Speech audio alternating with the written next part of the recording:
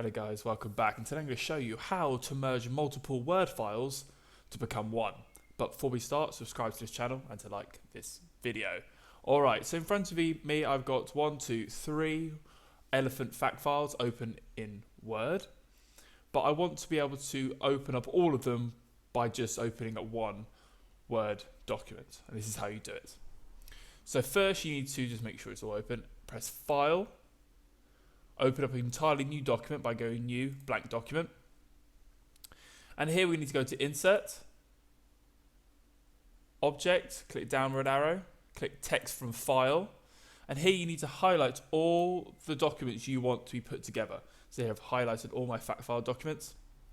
Click Insert, and there it is. All under one document. There might be some editing to do. However, if you've got lots of files, it's a much quicker way to do it than to copy and paste it from each file individually. Okay, there are some things I need to change, but overall, it's not too bad at all. Very effective for lots of documents.